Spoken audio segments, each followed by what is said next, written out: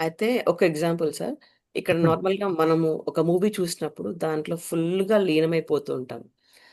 Previous సీన్‌ని మనం పట్టించుకోము.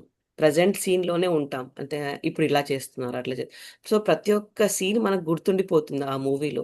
Because మనం చానా అటెంటివ్‌గా ఆ సెన్సెస్ అన్నీ పనిచేస్తూ మన ఐస్ అవే చూస్తున్నాయి. మనం అదే ఆలోచిస్తున్నాం కాబట్టి ఆ మూవీ చాలా మంచిగా గుర్తుండిపోతుంది. ఎందుకంటే మనం విజువలైజేషన్ చేస్తున్నాం కాబట్టి. సో, అట్లాంటి కాన్సంట్రేషన్ మనం ఎవ్రీ మూమెంట్‌లో చేయగలిగితే we can find the solution for our current problem if it is any problem. Okay sir. Please. మనం లీనమైపోయి మనం వేరే ప్రపంచంతో సంబంధం లేకుండా మనం దాంట్లోనే మునిగిపోయి ఉంటాం. దానికే చిన్న స్టోరీని మొన్న ఎక్కడో చదువుతా ఉన్నాను. ఆ గురువు గారి దగ్గరికి చాలా మంది శిష్యులు వస్తారు నేర్చుకుంటానికి. అందులో నాలాంటి శిష్యుడు ఒక ఆయన ఉంటాడు.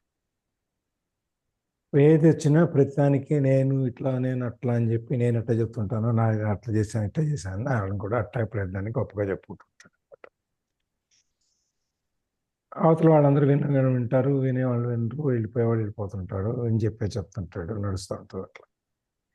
ఇది గురువు గారి దగ్గరికి వెళ్ళి, గురువు గారు నేను ఈ విధంగా మౌనాన్ని పాటిస్తున్నాను, నేను అందరికీ ఈ చెప్తుంటాను, ఇట్లా జరిగింది అని అనుభవాలన్నీ పంచుకుంటూ ఉంటాను అని చెప్పి. అయితే నాకు ఎక్కడో తృప్తి లేదు, అసంతృప్తిగా ఉంది, ఎట్లా నేను మౌనంగా ఉండాలంటే ఏం చేయాలి? ఆ, అక్కడ అడుగుతాడనమాట గురువు గారు.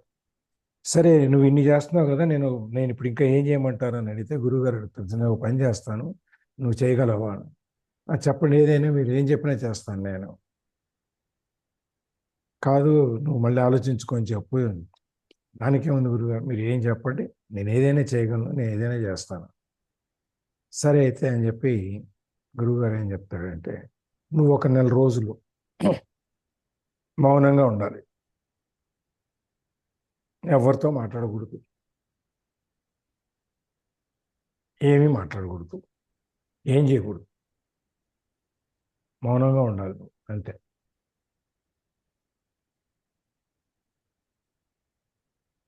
హాయ్, మౌనంగా ఉంటాం కదా, దీనికి పెద్ద విశేషం ఏముందండి, ఈజీగా అది, నేను ఉంటాను అని చెప్పేసి పొద్దున్నుంచి ఇంక రేపు పొద్దున్న మొదలు పెడతాం అని చెప్పేసి పొద్దున్న లేవగానే 6 గంటల నుంచి 4 గంటల నుంచి వాటెవర్ మౌనంగా ఉంటాడు.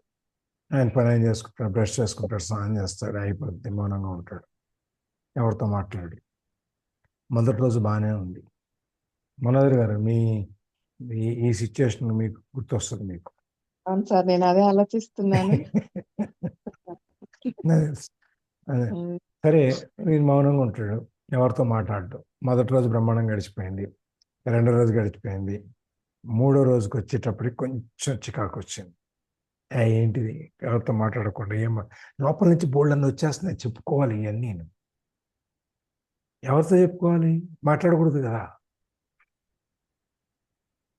అలా అలా అలా అలా అలా వారం రోజులు గడిచిపోయింది. వారం రోజులు గడిచిపోయేటప్పటికి ఈయనకి పిచ్చికిపోయే పరిస్థితి వచ్చేసింది. మాట్లాడకూడదు, మాట్లాడితే గురువుగారికి ఇచ్చిన మాట తప్పినడం అవుతాం, మాట్లాడకపోతే పొట్టపురము మైండ్ నిగ్న మొత్తం అంతా స్టఫ్ అయిపోయింది, లోపల లోపల మాట్లాడుకోవటం మొదలు పెడతాం, చికాకు కోపం ఇవన్నీ వస్తాయి.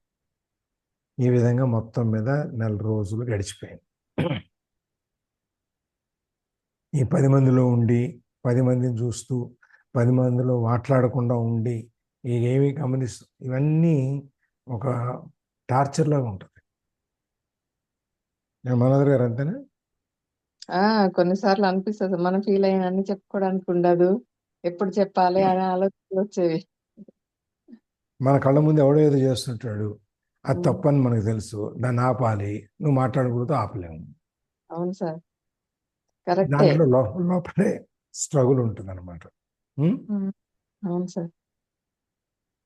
సో చివరికి తనలో తను మాట్లాడే తనకు వినిపిస్తూ ఉంటుంది, పక్క వాళ్ళు మాట్లాడేది వినిపిస్తూ ఉంటుంది. మొత్తం మీద నెల రోజులు ఈ విధంగా గడిపేసి గురువుగారి దగ్గరికి వెళ్ళి, గురుగారు నేను మౌనంగా ఉన్నాను, ఎవరితో మాట్లాడలేదు, కానీ నాకు పరిస్థితి ఏం అర్థం కాలేదు, నాలో నేను మాట్లాడుకుంటున్నాను, నాలో నేను యుద్ధం చేసుకుంటున్నాను, నాలో నేను కష్టపడుతున్నాను, ఎవరితో మాట్లాడకుండా ఉండటం అనేది అవ్వట్లేదు, నాకు ఏవేవో రకరకాల శబ్దాలన్నీ వినిపిస్తున్నాయి, నాకేం తెలియట్లేదు, అందుకని నేను ఎవరు లేని చోటుకి ఒక అడవిలోకి వెళ్ళేసి నేను మౌనంగా కూర్చుంటాను అక్కడ అని చెప్పి. సరే వెళ్ళిపోవు, ఈయన అడవిలోకి వెళ్ళిపోతాడు, అడవిలో మౌనంగా కూర్చుంటాడు. అక్కడ ఇదే పరిస్థితి. చుట్టూ పక్షులు, ఆకులు, గాలి, వ్యవహారం, కర్రల సౌండ్, చెట్ల సౌండ్, ఈ రకరకాలన్నీ వినిపిస్తుంటాయి. ఇట్లా లాభం లేదు, ఇంకా లోపలికి వెళ్తానని చెప్పి ఇంకా అడవిలోకి వెళ్ళిపోతాడు లోపలికి. ఇంకా అక్కడ ఏదో ప్రశాంతంగా కనిపిస్తావు చోటు, అక్కడ కూర్చుంటాడు. అక్కడ కూర్చొని మౌనంగా కూర్చుంటాడు. ఎవరితో మాట్లాడడం లేదు కదా, ఈ చెట్లు చామలే కదా ఉంది. మెల్లమెల్లగా ఆ కూర్చుని కాన్సన్ట్రేషన్, ఫోకస్ పెరిగినప్పుడు ఆ నిశ్శబ్దంలో నుంచి ఇప్పుడు దాకా వినపడిన ఉం? ఇప్పుడు దాకా వినపడిన రణగణధ్వనులన్నీ, రమాదేవి గారేంటి, ఇప్పుడు దాకా వినపడిన రణగణధ్వనులన్నీ పోతాయి, ఏం వినపడవు. మెల్లమెల్లగా ఆకుల శబ్దము, గాలి శబ్దము, పక్షులు మాటలు, పక్షుల యొక్క శబ్దాలు, ఇవన్నీ మెల్లమెల్లగా వినిపించడం మొదలెడతాయి. ఈయన ఏం చేస్తున్నాడు, రోజు వెళ్తున్నాడు, మళ్ళీ సాయంత్రానికి వచ్చేస్తున్నాడు ఆశ్రమానికి, రోజు వెళ్తున్నాడు వచ్చేస్తున్నాడు. ఈ లోపలికి అడవిలోకి ఇంకా లోపలికి వెళ్ళిపోయిన తర్వాత ఈయన రాలా ఇంక మళ్ళీ అడవిలోకి వెళ్ళిన తర్వాత 2 రోజులు చూసారు, 3 రోజులు చూసారు, ఆశ్రమం నేను రావట్లేదు, ఏమైంది అని చెప్పి టెన్షన్ పడుతున్నారు. ఇక్కడ ఆయన మాత్రం అక్కడ కూర్చొని మెల్లమెల్లగా లోపల ఉన్నదంతా పోయి బయటికి ఈ రణగణతలు, ఈ శబ్దాలు, ఈ మనలో మనం మాట్లాడుకొని మనం చేసుకుని మనసుతో మనం చేసుకునే యుద్ధాలు, ఇవన్నీ మెల్లమెల్లగా పోయినాయి. పోయిన తర్వాత చుట్టూ ఉన్న ప్రకృతిలో నుంచి ఉన్న శబ్దాలు, ఆ అందం, దాన్ని మెల్లగా గమనించటం మొదలెట్టి, దాన్ని ఆస్వాదించటం మొదలెట్టి, దాన్ని ఆనందించటం మొదలెట్టి, నిశ్శబ్దాన్ని ఆనందించటం. ఈ విధంగా 2 నెలలు, 3 నెలలు, 4 నెలలు గడిచిపోయినాయి. అక్కడ ఏదో దొరికింది, పళ్ళు ఫలం ఏదో తింటాం, అక్కడే ఉంటాం, దీన్ని ఆనందించటం. ఈ విధంగా నిశ్శబ్దంలో ఉన్న అటువంటి ఆనందాన్ని ఆయన అనుభవించగలిగాడు. తర్వాత వీళ్ళందరూ ఇక ఏ జంతువులు తినేసి ఉంటాయి ఇన్ని, అందుకని రాలేదు, 3 నెలలు 4 నెలలు అయింది, ఇంకా రాడు అని చెప్పి అనుకుని వీళ్ళందరూ మెల్లగా ఆయన లేడు అనేటువంటి మానసిక స్థితికి వీళ్ళు అలవాటు పడుతున్నారు.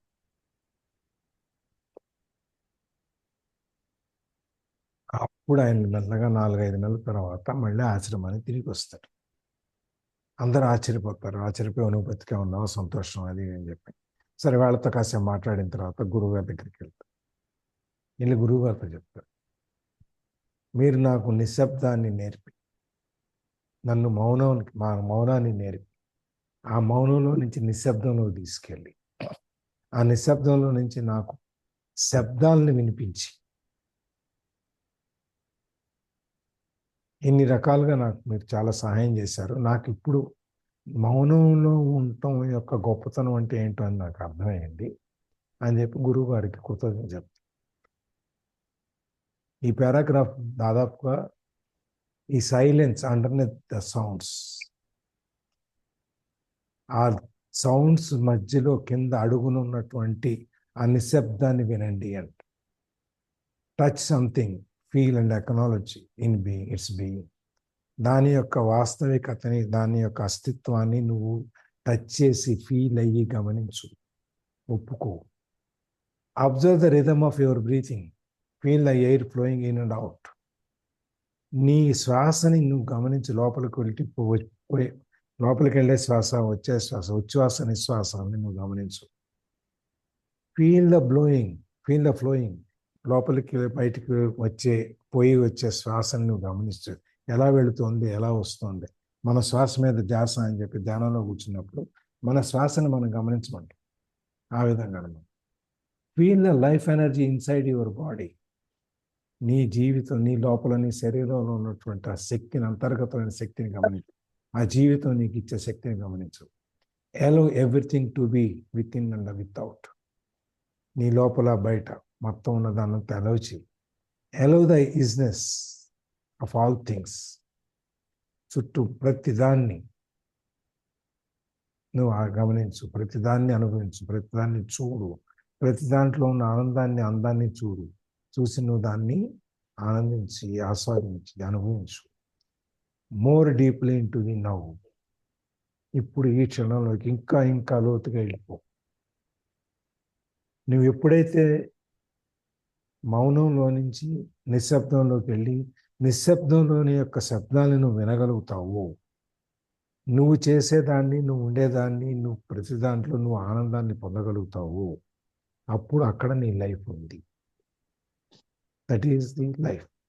Move deeply in to the now. ఈ క్షణంలోకి నువ్వు బాగా వెళ్ళు అని చెప్పి అక్కడ. అందుకే పైన ఫస్ట్ పారాగ్రాఫ్లో ఈ ఫస్ట్ లైన్లో see the light shapes colours textures be aware of the silent presence of each thing అని చెప్పింది. అందుకే అనమాట. See the light shape colour texture. ఆ లైట్ షేపు కలరు, దాని యొక్క ఆ స్మూత్నెస్, పువ్వును పట్టుకుంటే దాంట్లో ఉన్న సాఫ్ట్నెస్, ఇవన్నీ feel the silent presence of everything. అన్నీ ఉన్నాయి నిశ్శబ్దంగా నీ కళ్ళ ముందే. అది నువ్వు ఎప్పుడైతే నీ మనసులో నువ్వు కూరుకుపోయి కుక్కేసిన మనస్సు బ్రెయిన్లో నుంచి, మైండ్లో నుంచి నువ్వు ఎప్పుడైతే కొంచెం ఖాళీ చేసుకోగలుగుతావో, ఆ ఖాళీలో, ఆ స్పేస్లోకి ఈ నవ్వు అనే దాన్ని జొప్పించు. అప్పుడు నీకు ఇవన్నీ కనిపిస్తాయి.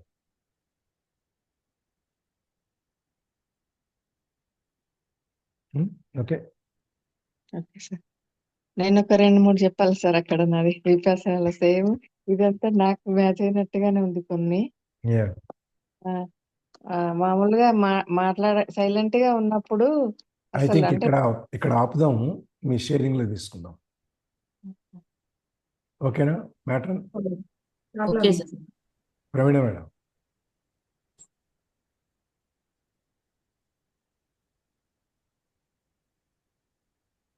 డిస్కనెక్ట్ అయ్యాను. Praveena madam, hello. ప్రవీణ, ఇక్కడ ఆపేద్దామా? మేడం చెప్పండి. ఇక్కడ ఇక్కడ ఆపేద్దాం. స్టాప్ చేద్దామా? స్టాప్ చేసేద్దాం. ఓకే. ఇప్పుడు చెప్పండి మనోదర్ గారు, మీ షేరింగ్. అక్కడ ఏంటంటే అది నేను వెళ్ళింది వింటర్ లో కదా. Hot water sir, hot water broilers అన్ని చెక్కలు వేసి చిన్న చిన్నవి నైట్ పెద్దవి ఉంటాయి, ఆ బ్రాయిలర్స్ లో వేస్తారు. ఆ నీళ్లు కొన్ని కొన్ని తీసుకొని మనము బయట ఉంటది ఓపెన్ ప్లేస్ లో అది ట్యాప్స్ తీసుకొని మన రూమ్ లోకి తీసుకెళ్ళిపోవాలి. ముందే ఫస్ట్ డే అన్ని ఇన్స్ట్రక్షన్స్ ఇస్తారు, అందరికి రావాలి, కొన్ని అవసరం ఉన్నంత వరకు తీసుకోవాలి అని చాలా అన్ని ఇన్స్ట్రక్షన్స్ ఇచ్చారు. అయినా మన బుద్ధి మనది, కొందరు బకెట్ నిండా 2 బకెట్లు అలా తీసుకుంటుంటే కొంచెము అనిపించేది. కానీ మనం అట్లీస్ట్ మనం సైగలు కూడా చేయకూడదు సిచ్యువేషన్ వచ్చేది. అట్లాంటప్పుడు రూమ్ లో కూడా రూమ్మేట్ తో కూడా మాట్లాడకూడదు, ఏం చెప్పకూడదు. అంటే నా రూమ్మేట్ అమ్మాయి చిన్న పిల్ల, చాలా అంటే చాలా చిన్న పిల్ల. ఆమె పాపం నిద్ర అస్సలు లేవలేదు. ఎన్ని సౌండ్ వాళ్ళు అలారము ఇస్తారు, మళ్ళీ వచ్చి వాలంటీర్స్ బెల్ మోగిస్తుంటారు, ఎంతకి లేవకపోయేది. నేనేమో వదిలేసిపోవడానికి ఇష్టం మిస్ అయిపోతుంది కదా అనేసి ఎలా లేపాలని ఇక బయటికి వెళ్ళి ఆ డోర్ సౌండ్ పెద్దగా చేసేదాన్ని ఆమె లేసే వరకు. అలా ఇంకా అట్లాంటి సిచ్యువేషన్స్ వచ్చేవి. ఆ రూమ్ కూడా ఎవరిది వాళ్ళు క్లీన్ చేసుకోవాలి. అమ్మాయి బయటికి వెళ్ళినప్పుడు నేను రూమ్ క్లీన్ చేసి పెడితే ఆమెకు తెలియదు కదా, మళ్ళొచ్చి చేస్తుండేది. ఇద్దరిని నేను ఆపలేకపోయేదాన్ని, మళ్ళీ చేస్తుంది అన్నట్టు. అప్పుడప్పుడు అలాంటి సిచ్యువేషన్స్ వచ్చేవి చాలా. అలా ఇంకా ఆపుకోగలిగాము. ఈ మనము సైలెంట్ గా కూర్చొని అబ్జర్వ్ చేయడం అంటే ఇంకా మనకు అక్కడ ఏం లేదు కాబట్టి కొంచెము ఫ్రీ టైంలో అప్పుడప్పుడు లీజర్ టైంలో వెళ్ళి బయట బెంచెస్ ఉంటాయి సార్, అన్ని చెట్లు, పెద్ద పెద్ద చెట్లు, అక్కడ కూర్చొని మంచిగా అన్ని రకాల పక్షులు, నెమళ్ళు, మంకీస్ అవన్నీ ఉండేవి. అన్ని ఇంకా అట్లా అబ్జర్వ్ చేసుకుంటూ కూర్చోవడమే సార్. అది చాలా అంటే చాలా బాగా ఎక్స్పీరియన్స్ అది నాకు. Okay sir, thank you. అదే అంటే silence life under beneath the silence అని చెప్పాడు కదా. దానికోసం మౌనం అనే దాని గురించి అందుకని చెప్పాను అనమాట అది. అదే. అంటే మీరు ఎక్స్పీరియన్స్ చేశారు కాబట్టి మీకు అర్థమైంది, మీకు తెలియ ఉంటుంది. చాలా. అది. ఎవరన్నా షేరింగ్స్ ఉన్నాయా అండి?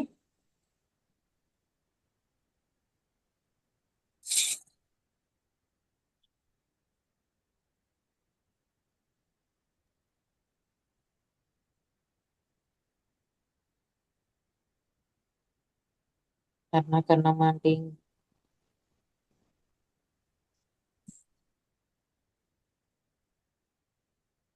షేరింగ్స్ ఏం లేవు మా. లలిత, అదే మౌనం అంటే మనం మౌనంలో ఉన్నప్పుడు నార్మల్ గా దేన్ని అబ్జర్వ్ చేయము, లేని దాన్ని అది ప్రెజెన్స్ లో లేకుండా భవిష్యత్తులో అది చేయలేము, పాస్ట్ లో ఇది చేయలేకపోయాం, ఆ థాట్స్ లో ఉండిపోతాం తెలియకుండా. మౌనంగా ఉండేటప్పుడు మాత్రం ప్రెజెన్స్ లో ఉంటాం. ఆ ప్రెజెన్స్ దాని వాల్యూని, అక్కడ ఉన్న ఇంపార్టెన్స్ ని కానీ అన్ని గమనించగలుగుతాం. చాలా చాలా ఏయో చెప్పేయాలి, లేదా ఇంకేదో దాన్ని ఎక్స్ప్లెయిన్ చేయాలి, లేదా ఆ సిచ్యువేషన్ ని ఇంపార్టెంట్ ని మనం తెలుసుకోవాలి, తెలియజేయాలన్న ఎగ్జైట్నెస్ అన్నమాట. చెప్పలేని సిచ్యువేషన్ కానీ దాని వాల్యూని అయితే మాత్రం అబ్జర్వ్ చేయగలుగుతాం. అది కేవలం మౌనంలో ఉన్నప్పుడే జరుగుతుంది. నార్మల్ గా ఉన్నప్పుడు ఆ చేసేస్తాంలే అని అనుకుంటాం. ఎగ్జామ్ కి ఒక స్టూడెంట్ ప్రిపేర్ అయ్యేటప్పుడు ముందు రోజు ముందు గంట ఎంత ఎగ్జైట్నెస్ ఉంటాడో, మనకి ఏదైనా programmes or situations important situations వచ్చినప్పుడు దాని వాల్యూని చూస్తాం, కానీ అదర్ టైం అంతా కూడా నార్మల్ గా పాస్ట్ లో కానీ ఫ్యూచర్ లో కానీ ఉండిపోతాం, కానీ ప్రెసెంట్ ని ఆస్వాదించమని. ఈ మౌనంలో ఉన్నప్పుడు మాత్రం ప్రెసెంట్ ని అనుక్షణాన్ని కూడా అనుభూతి చెందుతూ ఉండగలుగుతాము. దాన్ని టేస్ట్ చేసినప్పుడు బాగుంటది. అది దాని వాల్యూ తెలుస్తుంది. ఆ మౌనం ఎప్పుడైతే ఒక పర్టికులర్ టైం పెట్టుకుంటే టైం తర్వాత కూడా ఒక 24 hours మనం పెట్టుకుంటే నెక్స్ట్ 24 hours కూడా ఆ వైబ్రేషన్ లో మనం ఉండగలుగుతాము. థ్యాంక్ యూ అండి. మనకి మౌనం అంటే మనకు తెలిసింది ఒకటే, ఏంటది? మాట్లాడకుండా ఉండడం మాట్లాడకుండా ఉండడం. అదే కదా. కానీ ఆలోచనలు కూడా మౌనంగా ఉండాలి. మనసు మెదడు అన్నీ మాట్లాడుతూనే ఉంటాయి. అవును. మనం అక్కడ సిచ్యుయేషన్స్కి రియాక్ట్ అవుతుంటాం మైండ్లో.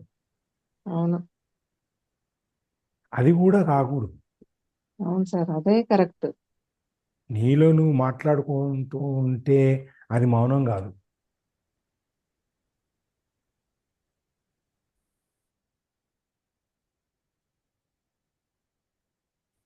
మౌనం అనేది బయటకు మాట్లాడకుండా ఉండటమే కాదు, నీలో నువ్వు కూడా మాట్లాడుకోకుండా నిశ్శబ్దంగా ఉంటాం అన్నమాట. నీ బ్రెయిన్ మాట్లాడకూడదు, మనసు మాట్లాడకూడదు, కళ్ళు మాట్లాడకూడదు, చెవులు మాట్లాడకూడదు. తినేటప్పుడు ఉప్పు కారాల గురించి మాట్లాడకూడదు, మన మైండ్ రిసీవ్ చేసుకోకూడదు.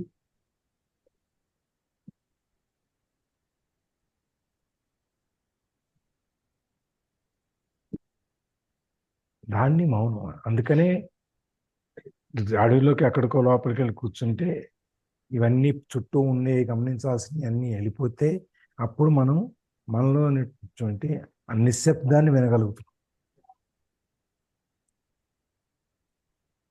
సత్య, నాకు అర్థమైంది మీ అమ్మాయి రెడీ అయింది అని చెప్పని.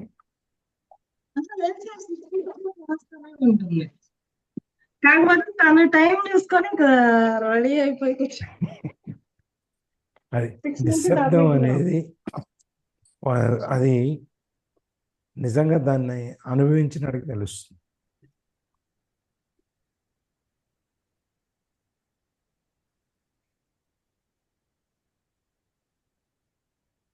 ఎక్కువ ప్రాక్టీస్ చేస్తే తెలియకుండా అన్ని కూడా సైలెంట్ అయిపోతాయి సార్. మనం అబ్జర్వ్ చేస్తాం కానీ దేని మీద మనము ఫోకస్ చేయము. అఫ్ కోర్స్ అక్కడ సిచ్యువేషన్ ఎలా ఉన్నా కానీ ఆ సైలెన్స్ లోనే మనం కూడా ఉండిపోగలుగుతాం సార్. కానీ ప్రాక్టీస్ చేయాలి, ప్రాక్టీస్ తోనే సాధ్యమవుతుంది.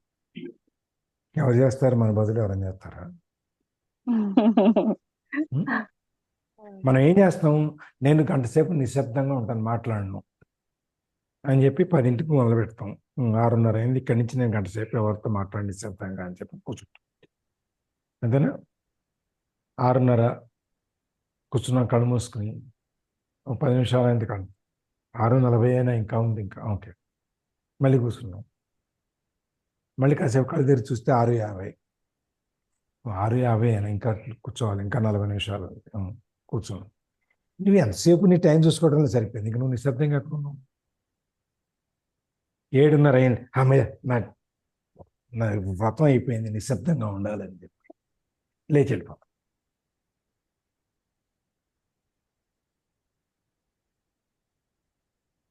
See the life underneath the life situations. మీ జీవితంలో, మీ గతంలో, మీ ఈ ఉన్న సిచ్యుయేషన్లో, ఈ పరిస్థితుల్లో దాని అడుగునున్న జీవితాన్ని చూడు. అంటే ఆ మసిని పైన దీన్ని దులిపేస్తే, ఆ లోపల ఉన్న మాణికి మట్టిని తీసేస్తే, ఆ రాయి మీద ఉన్న మట్టిని తీసేస్తే లోపల ఉన్న మాణికి రత్నం ఉంది చూసా, అది కనిపిస్తుంది అన్నమాట. That is life. You see that. దాన్ని చూడమని చెప్తా. ఓకే, అక్కడ